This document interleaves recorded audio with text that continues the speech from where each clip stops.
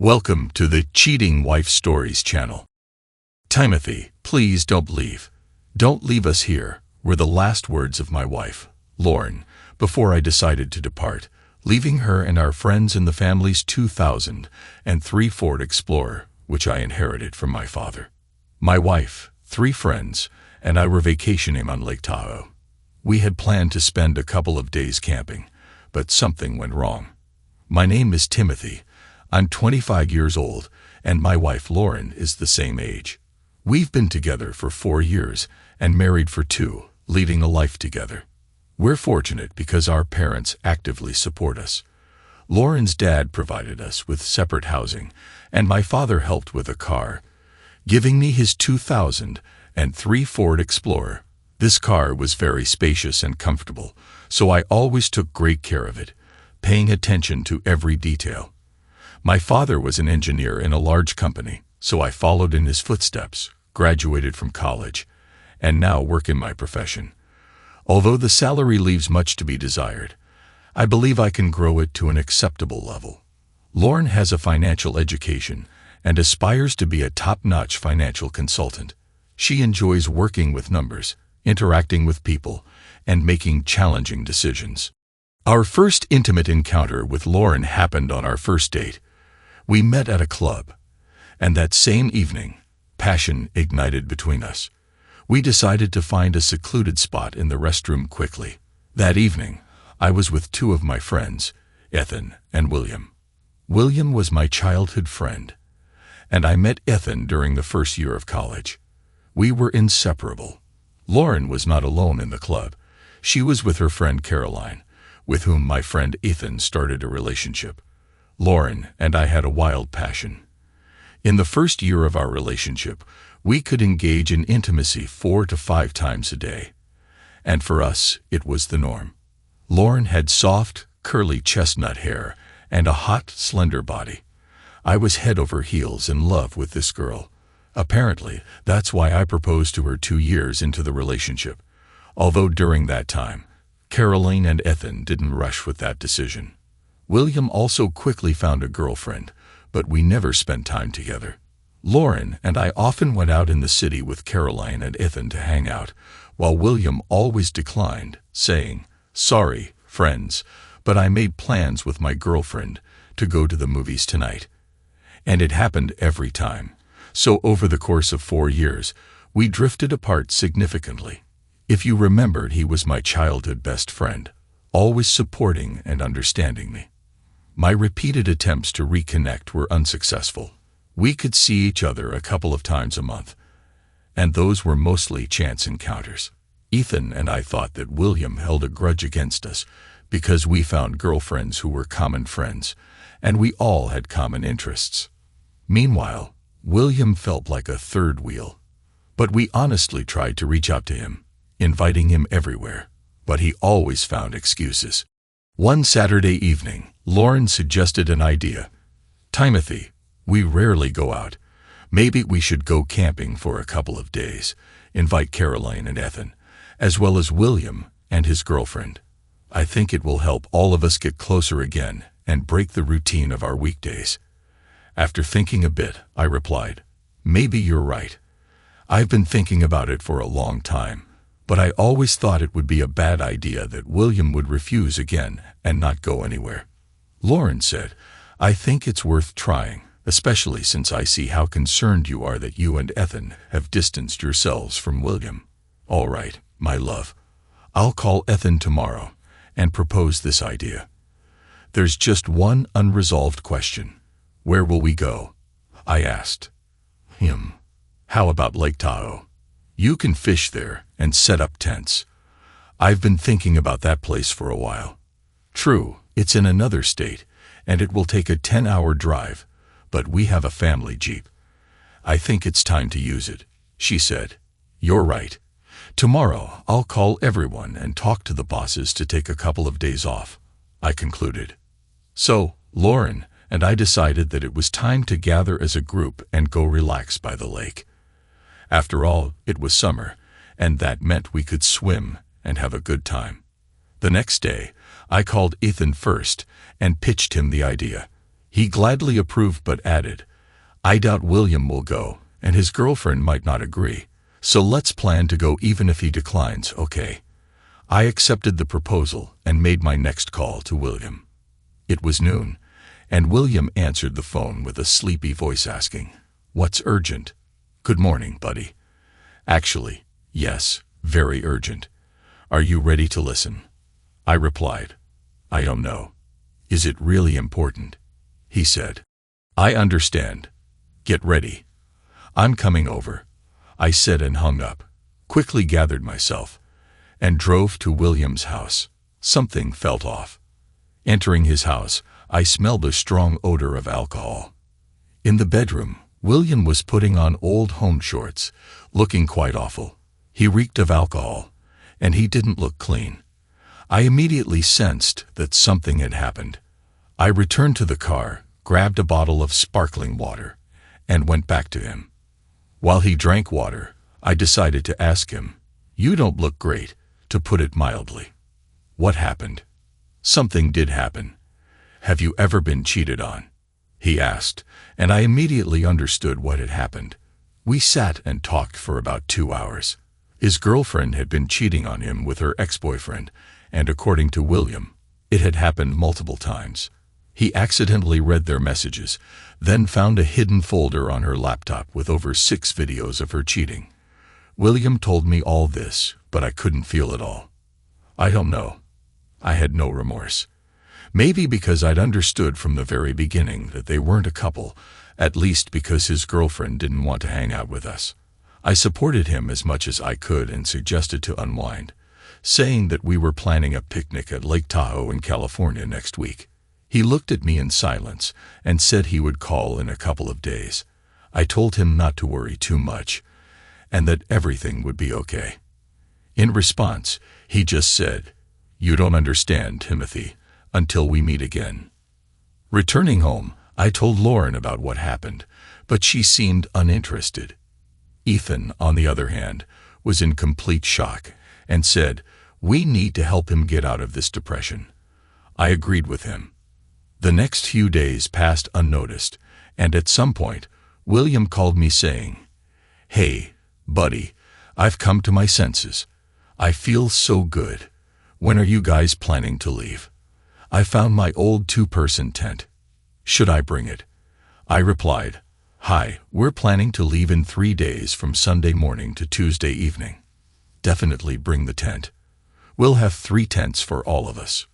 We chatted with him, and I told him that we needed more things because we wanted to make a campfire, fish, and swim. Everyone was excited that William was joining us, and I was also happy about it because we hadn't gone on a trip together for 4 years. Morning came on Sunday, and we set out on our journey. Along the way, we picked everyone up. Lauren sat in the front seat while the others sat in the back. Our trunk was full of belongings. We also stopped at a couple of stores on the way and bought all the necessary supplies.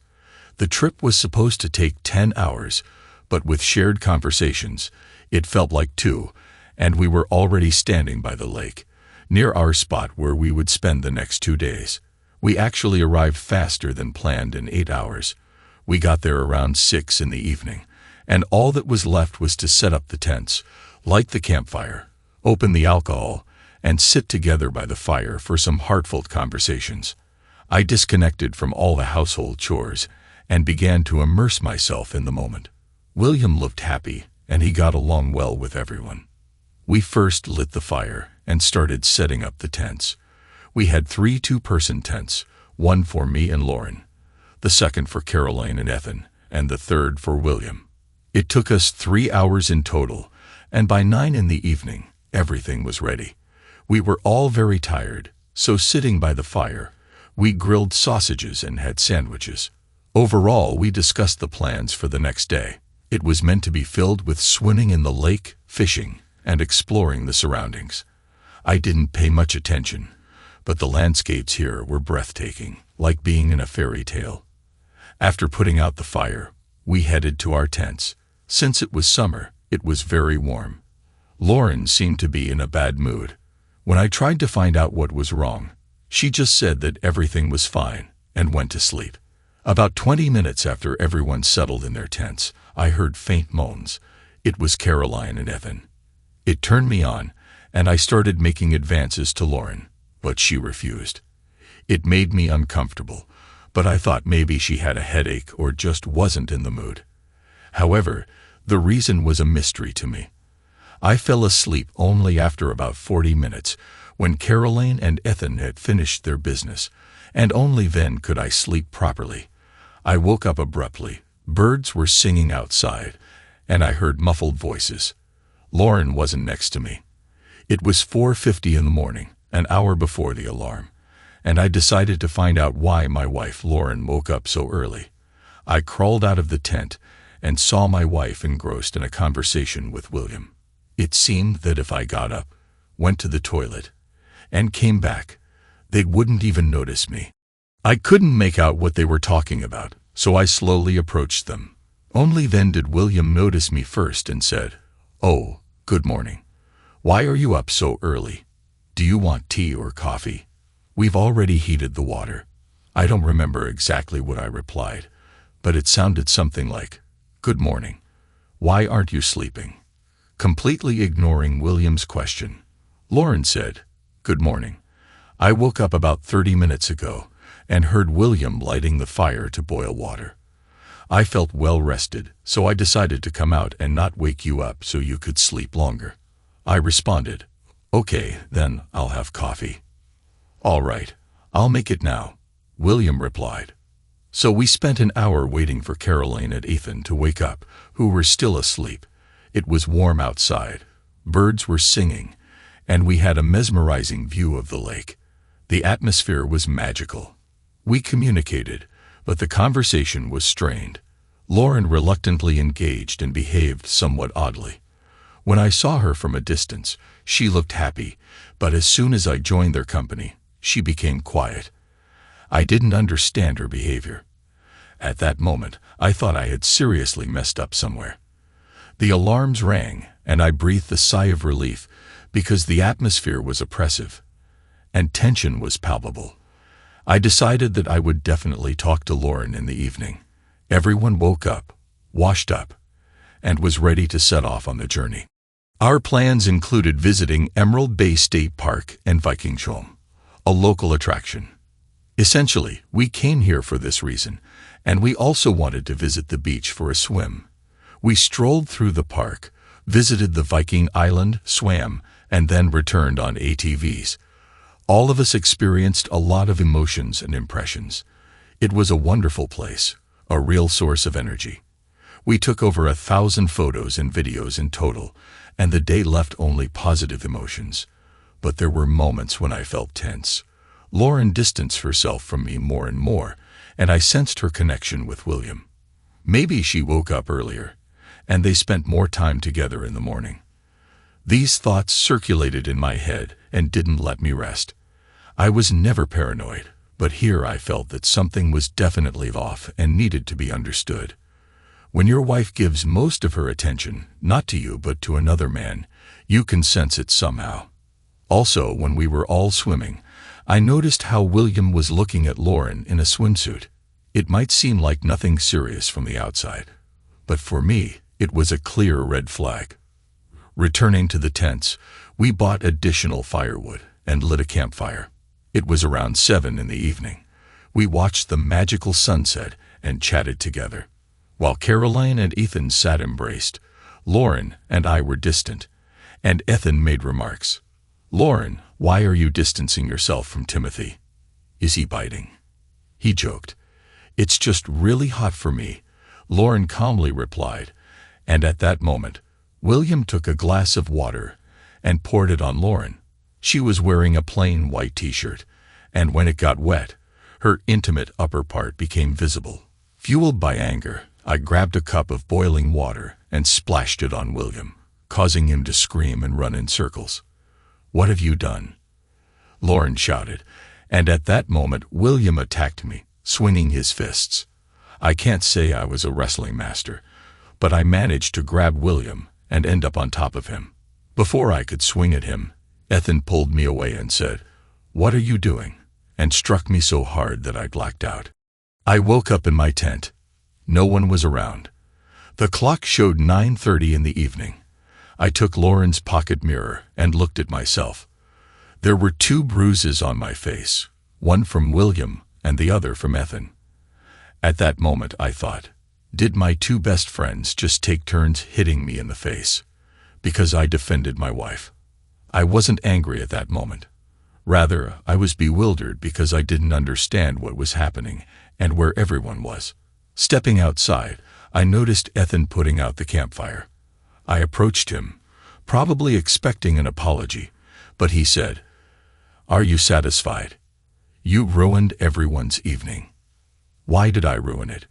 William was the first to attack and the first to knock me down. I didn't even have a chance to do anything to him, I replied. Listen, let's talk tomorrow. I don't have the strength for your quarrels anymore. Good night, Ethan said. At that very moment, I heard the lock opening and my wife emerged from William's tent. In her hands, she held a wet towel and a water bottle. The first thing she said to me was, "Are you satisfied?" "What do you mean?" I blurted out. I genuinely didn't understand why everyone had become so angry and unfriendly. "It's like you forgot, huh? You probably forgot how you attacked William and burned his face," she retorted. "What burn? What are you talking about?" "The water was barely hot," I said, realizing only later that Lauren was dressed in short home shorts and a thin top, both revealing. It was her usual sleepwear when she slept with me. "Let me check on William, and if there's something serious, I'm ready to apologize and cover any medical expenses if needed." "No," came Lauren's sharp response, and she continued, "Do you want to harm him again? There's nothing for you to see there. You've already ruined everyone's evening, so go to sleep." With these words, she grabbed the water bottle and went back into the tent, closing it. I didn't make hasty decisions. Without responding, I went into the tent and started thinking about a plan. At that moment, I felt weak, like my opinion didn't matter in this group. So why should I be part of this company? I lay down and began to contemplate. 2 men whom I considered my best friends blamed me entirely in an unusual situation, even hitting me, and they didn't even apologize for it. I lay alone in the tent, replaying all the events, and tears rolled down my face out of frustration. I did everything for them, always helped and supported, never raised a hand or shouted at anyone. And now what? I splashed hot water on someone. In general, this situation threw me off balance. I just wanted to take off and go home, alone. But it was too easy. I no longer cared about anything between my wife and my best friend. What bothered me more was that my best friends had betrayed me. I decided to check if Lauren left her phone in the tent, and as it turned out, it was in her bag. An intrusive idea came to me to look into it. In her phone, I found an interesting conversation between my wife and William. I quickly scrolled through it to the beginning of their interaction exactly a year ago. At that time, William had written to her first, complaining to my wife for a long time about how tired he was of his girlfriend, that she wasn't as beautiful, smart, and understanding as Lauren. In return, Lauren sent him her photos, but initially they were ordinary pictures like, "Look at the dress I bought myself." And I sat there thinking, it was my gift to you, not something you bought. Then it got more interesting. They started communicating more, sending each other heart emojis, and Lauren began sending him explicit photos. Sweating in my palms, I continued reading and found out that for over 7 months, every morning, William went to my wife when I left for work. It hit me. Every morning before going to work, I stopped by a cafe to buy coffee. It wasn't far from my home. Often, I met William there. I didn't attach any importance to it.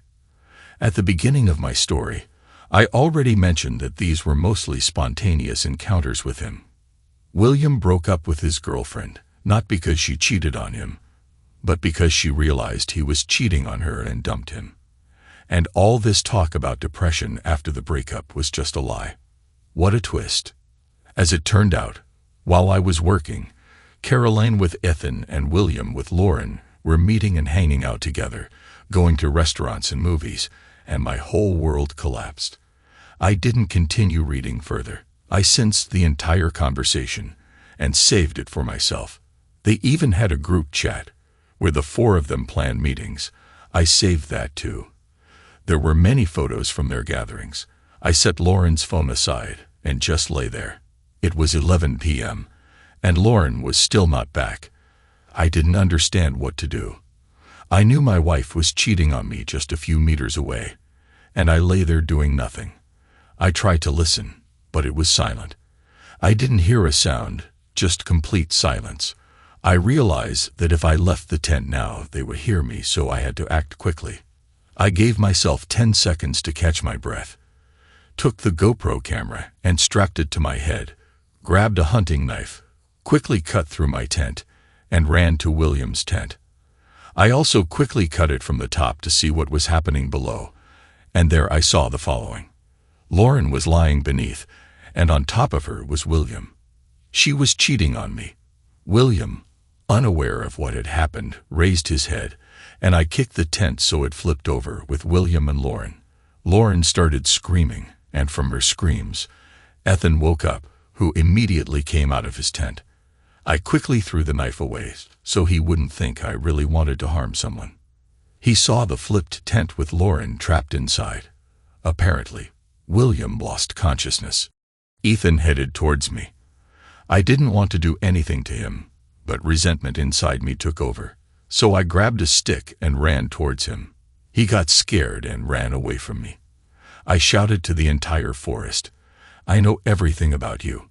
I will expose you." Caroline at that moment came out of her tent to check what was happening. I walked past her and yelled, "I thought we were friends, but now you'll regret it." I sat in my Ford, started it, and at that moment, Lauren ran out of the tent screaming, "Timothy, please don't leave. Don't leave us here." But I didn't care anymore.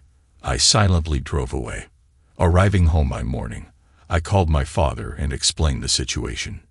He told me not to do anything stupid and gave me his lawyer's contacts. I quickly contacted him, and he explained the further plan of action. At home, I took $60,000 in cash that Lauren and I had saved for our joint trip over 3 years.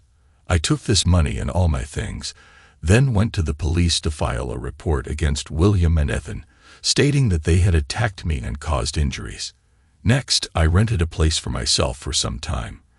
The lawyer told me not to have any contact with my wife under any circumstances. She would receive a notification, and within a couple of months, we would have to get divorced. I transferred my Ford to my father's name so Lauren couldn't take it from me. Since we had no children, the divorce process was supposed to be quick. After 4 days, I was informed that my former friends had returned home, but they didn't know it was just the beginning. They didn't know where I lived, and Lauren tried to contact me to find out about the money, but I ignored her. The first court hearing took place after a month and a half, where William and Ethan were supposed to compensate me. Then, half a month later, there was a court with Lauren, and we officially divorced. Throughout this time, they wanted to talk to me, but I attended all court hearings with my bodyguard and lawyer, and they defended me. Winning all the court cases, I got a part of Lauren's house in compensation. I no longer wanted to stay in this city and state, so I planned to move. Lauren tried to contact me every day, but I didn't respond. On the day of my departure, I hired 5 people who were supposed to come to William and Ethan's house at night, knock on the door, and break the windows to provoke them, and put them on their knees. A week later, after I moved, I received 2 videos, each featuring my former friends asking for forgiveness. At that moment, I decided to post all the photos and intimate messages of my friends online. I sent compromising photos to Lauren's parents, and if they were against me before, now I calmly spoke to them on the phone, and they forgave me. I decided to move to California and start a new life. I had enough money to live comfortably for at least a year or a year and a half. During this time, I want to build my online business and not work a regular job anymore. I don't know how my fate will unfold, but now I spend more time alone, and explore interesting places and landmarks.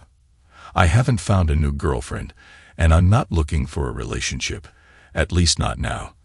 I am focused on my development, and I'm confident that sooner or later, everything will work out for me. Thanks to everyone who took the time to listen to today's stories. If you enjoyed it, please consider liking and subscribing if you haven't already. Feel free to share your thoughts on the events in the comments below. Take care.